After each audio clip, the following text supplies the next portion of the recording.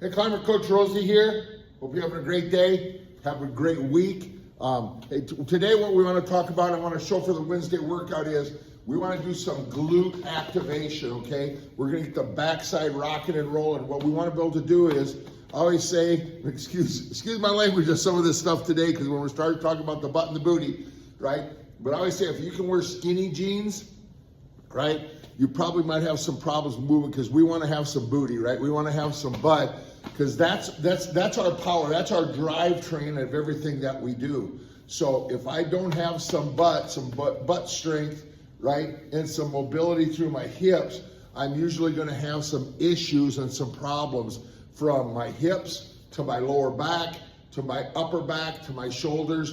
And when we talk about all the time, that radiates and works all the way through our whole body. Okay, so one of the things we want to be able to do is activate those glutes. And one of the things we talk about all the time to be able to do that, one of our key movements is a hip hinge. Okay, so when we talk about butt or glute activation, one of the things we got to be able to do is do a hip hinge. And what we're talking about with a hip hinge is simply that I'm able to bend and push back. We almost call it a waiter's bow, right? I'm keeping my back flat and I start to push my butt back. And once I can start pushing my butt back and I can get to that full range of motion to 90 degrees, I'm actually using my butt and the back of my legs, my hamstrings, and then I drive those hips forward. That gives me the strength and power. And what it actually does too, that it removes pain from my lower back. So I can hip hinge all day long, gang. The problem gets to be when my first movement isn't my butt going back. If you look at my movement, my butt needs to go back. If I do this, if my shoulders roll first, right? Here's the difference. My shoulders roll. As soon as my shoulders roll and I start to bend, the pressure starts in my upper back and moves down into my lower back, and I start to have some pain and back issues. So I have people come all the time to me and say, hey coach, I can't do anything where I bend over because I have back issues and I have back problems.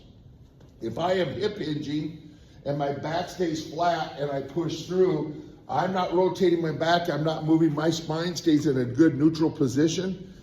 If I can stay in that neutral position, there's a whole lot of things I can do from there. Then I start to build strength again in those glutes, through my core and through the back of my legs. And that movement becomes my strength and my power zone, and I don't have to worry about injury. It actually starts to help protect my back. So 3 moves I'm going to show today for the workout. First one's going to be more beginner. Second one's going to be more intermediate.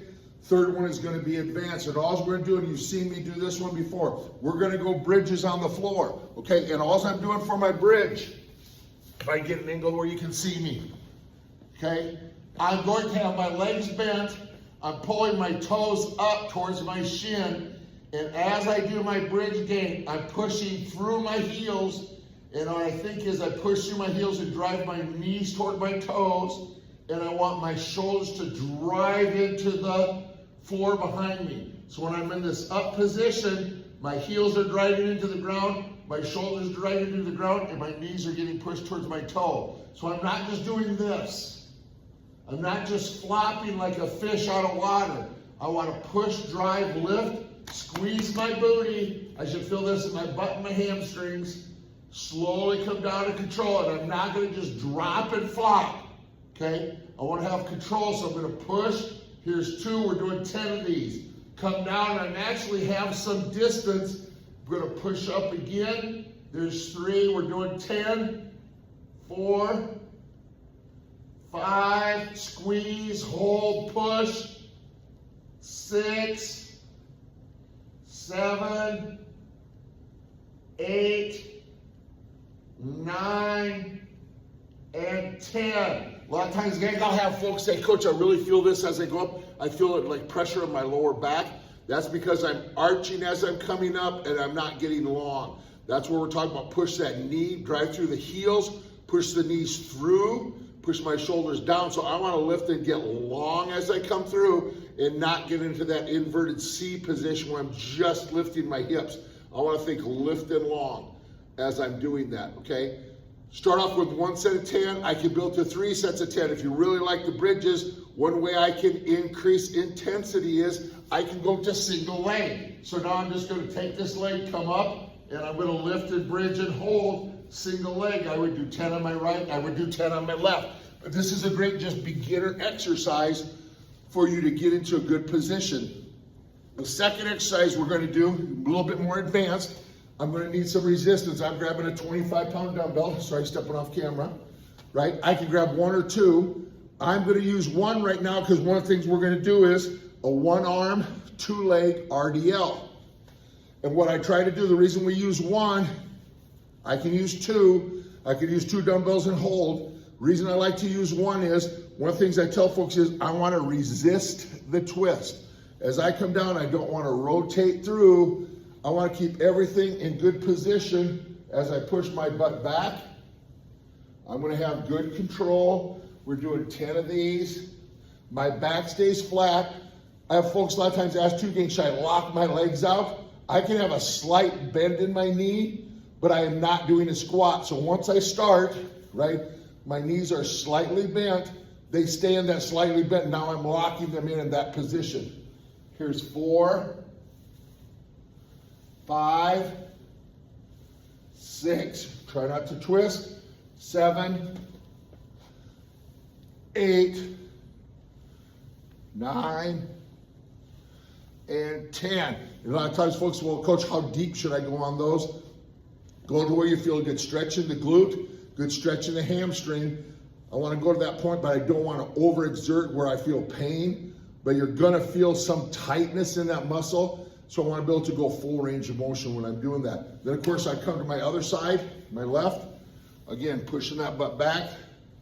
Don't let the hips twist, don't twist the hip. After a couple, I can usually go a little bit deeper. Try not to rotate. 7, 8, if I'm counting right, 9, and 10. So that's a one arm RDL, okay? How do I make this one a little bit harder? I go one arm, one leg, and go down into my RDL. A little bit more advanced if you have some problem with balance issues, hold on to something when you're doing that, but same thing, I'm just gonna go down into my RDL position, come up each time, 10 on the right, 10 on the left. Third one, we're doing gain. A little bit more advanced, we are gonna go dumbbell or kettlebell swing, okay? This is where I'm taking a weight and I'm actually swinging the weight through. It's a power hip hinge. I'm pushing my butt back and I'm just gonna pop and swing. I'm not lifting the weight, gang. Momentum is what's bringing the weight up. I'm not doing this. If you start feeling the workout come through your shoulders and upper body, part of the problem is I'm not swinging my hips through. So my hips should get momentum to push myself through.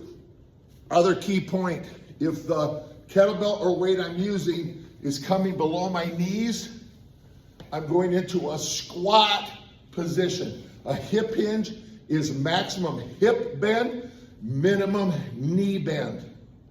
Maximum hip, minimum knee, okay? So when I'm pushing through, it's me, my butt's coming back, and then I'm popping the weight. We're doing 10 of these. And same thing, I can do single arm, okay? Here's one of my coach points. Again, excuse my language on this, right? Don't want to offend anybody. But when we come back through, what I say is you're going to take your thumb to your bum, okay? I'm literally coming through this way, and we're going to squeeze and roll. And I'm doing my hip hinge, and I can alternate them as I'm coming through. But it's all coming through my hip. I'm popping, control the hip. Pop and control the hip as I'm coming through. Again, I'm going to do 10. If I'm doing 2, if I'm doing right side, left side, I'm going to do 10 and 10. Once we can get our hip hinge in, gang, you're going to notice a huge difference in how you move, how you build that protective shell around the core, the glutes. Because remember, we talked about core is not just from my middle section, it's from my chest all the way down to my knees and all the way around like the trunk of a tree. If we can work our hip hinge, we're going to have better mobility, better power, better strength, less injury. We're gonna be able to live pain-free. So hope this one helps you today. I hope you're having a great December. Let's keep rocking and rolling because this is our springboard into 2026. Let's crush it and just have a great day. We'll see you Friday for Friday Fit Tip.